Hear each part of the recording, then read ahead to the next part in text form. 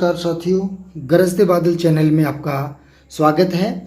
आज हम व्याकरण शिक्षण को लेकर के उपस्थित हुए हैं।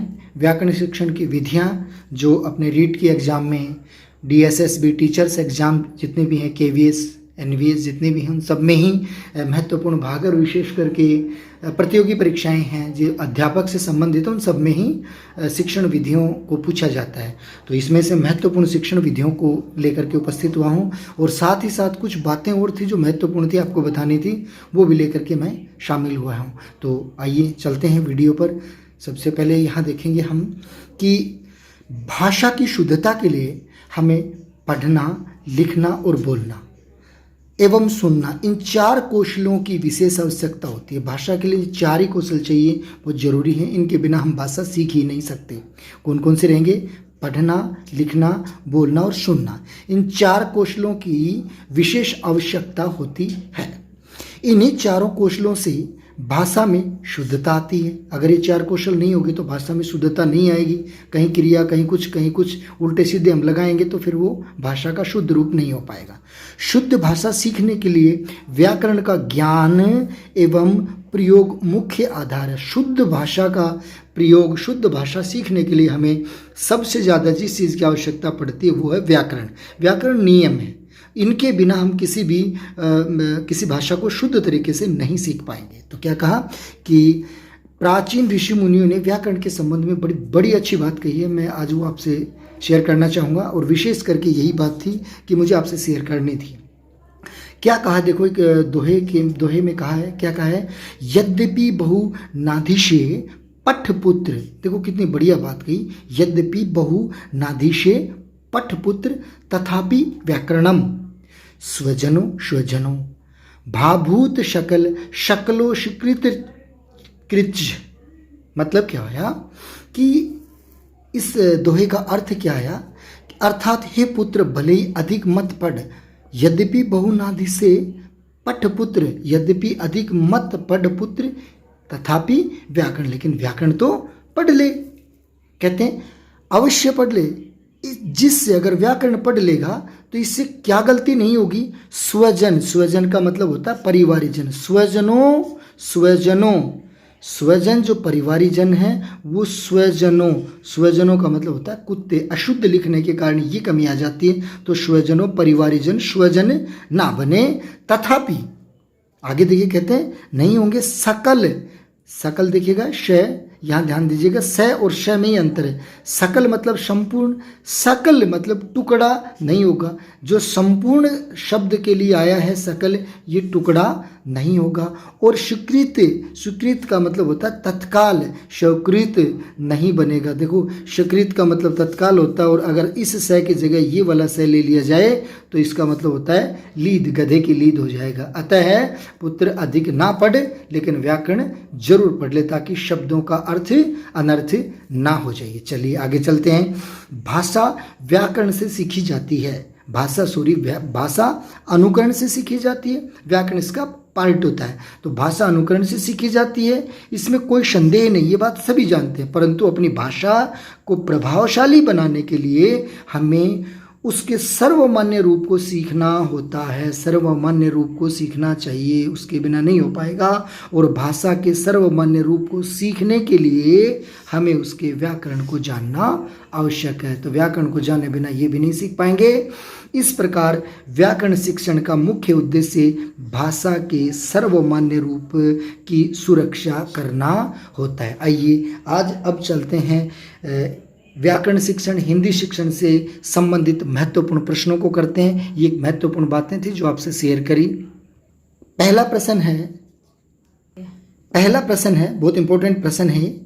पोर्टफोलियो सतत एवं व्यापक मूल्यांकन का एक महत्वपूर्ण माध्यम है क्योंकि विद्यार्थियों में कौशल के विकास को इंगित करता है, या फिर अनिवार्य है, या फिर पाठ्य स्रोत है, या फिर प्राथमिक स्रोत है। तो इसमें से सही उत्तर कौन सा होगा?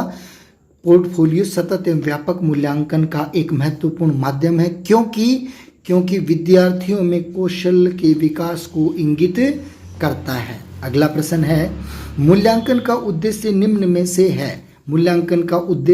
में से क्या होगा?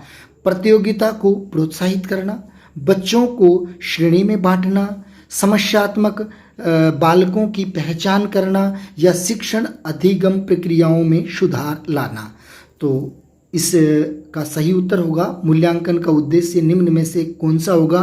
तो कौन सा होगा? शिक्षण अधिगम प्रक्रियाओं में सुधार लाना। उसका उत्तर घ सही होगा। अगला प्रश्न है रचनात्मक मूल्यांकन कब किया जाता है? रचनात्मक मूल्यांकन कब किया जाता है? तो पाठ प्रारंभ करते हुए या करते समय प्रारंभ में करते हैं, या फिर शिक्षण अधिगम प्रक्रिया के दौरान किया जाता है, या सत्र के अंत में करते हैं, या फिर इकाई के अंत में करते हैं। तो इसका सही उत्तर होगा रचनात्मक मूल्यांकन कब किया जाता है? तो शिक्षण अधिगम प्रक्रिया के दौरान ही हम ये करते हैं। अगला प्रश्न है किस विधि से शिक्षा देने वाले शिक्षक को एक अच्छा वक्ता होना चाहिए? मानी कौन सी विधि में एक शिक्षक को अच्छा वक्ता होना चाहिए? तो वो कौन सी विधि है? प्रदर्शन विधि है, आगमन विधि है, व्याख्यान विधि है, या ये सभी है? सब में एक वक्ता होना चाहिए। तो प्यारे साथियों इसका सही उत्तर होगा व्याख्यान विधि।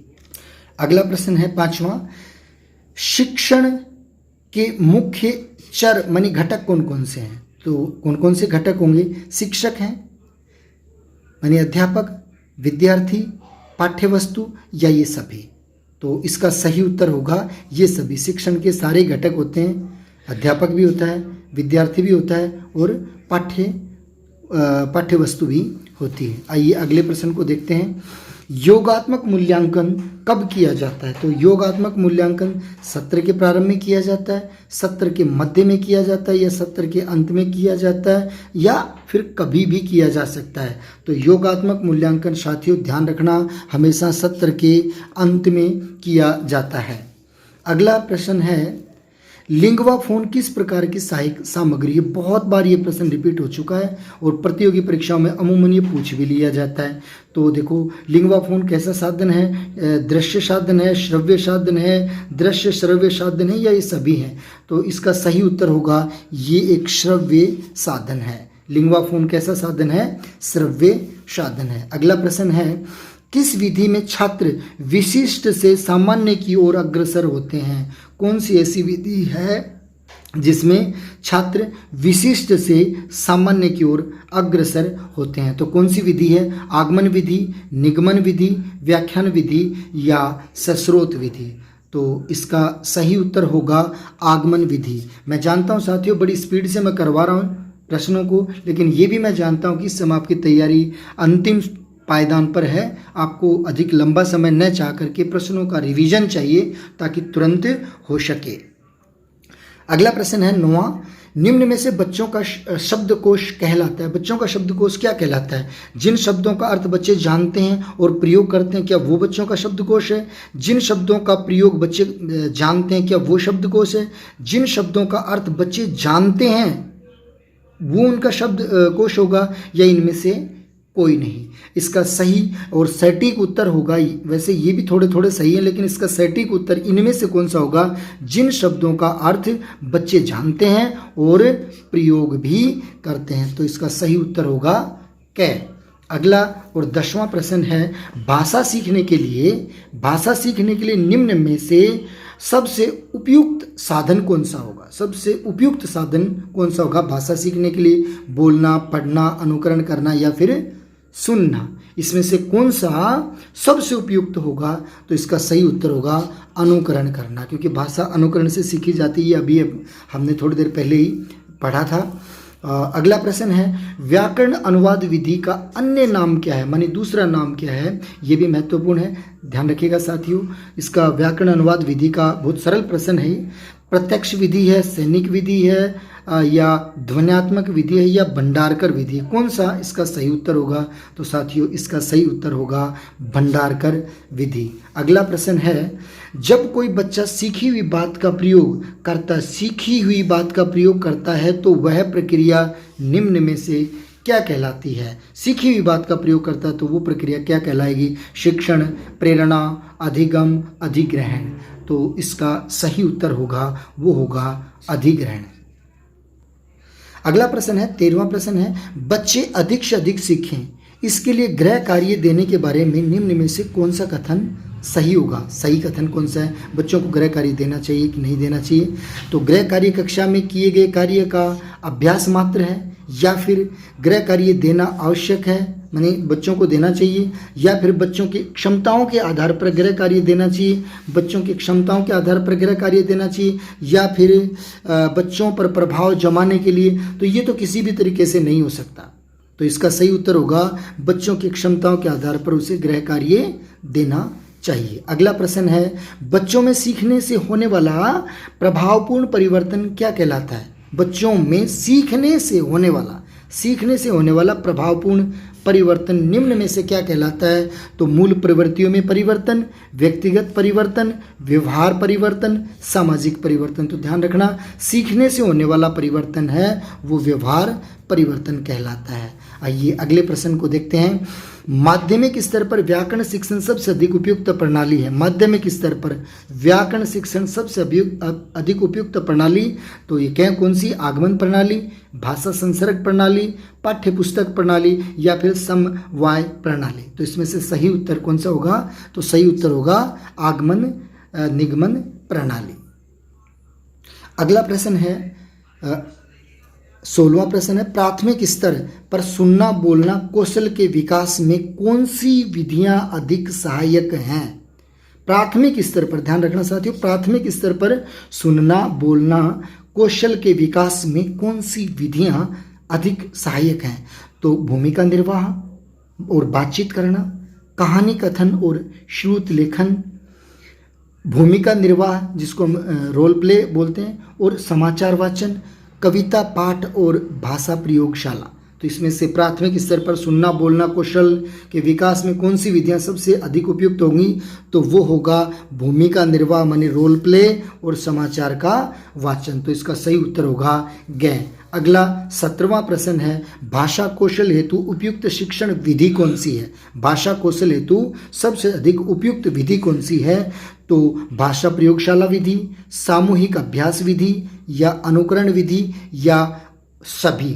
तो भाषा कौशल हेतु उपयुक्त शिक्षण विधियों की जब हम चर्चा करते हैं तो ये सारी ही आएंगी, भाषा प्रयोगशाला विधि, सामूहिक अभ्यास विधि, अनुकरण विधि, माने इसका उत्तर होगा घ। ये सभी। अगला प्रश्न है 18वां, भाषा कौशलों में सबसे अधिक कौन सा कौशल का विकास करना चाहिए?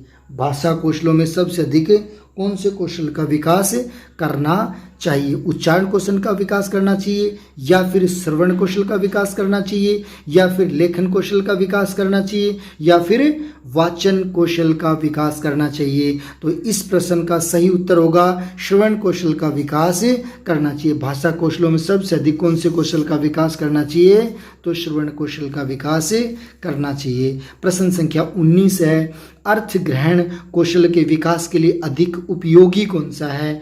तो अधिक उपयोगी कौन सा होगा? अर्थ ग्रहण कौशल के विकास के लिए सबसे अधिक उपयोगी होगा सस्वर वाचन, या फिर समाचार पठन, या फिर व्याकरण शिक्षा, या फिर मौन वाचन। तो अर्थ ग्रहण के लिए सबसे अधिक होगा मौन वाचन। और आज की क्लास का अंतिम और 20वां प्रश्न होगा ये, निम्नलिखित में से ग्राह्यात्मक कौशल का एक स्वरूप है।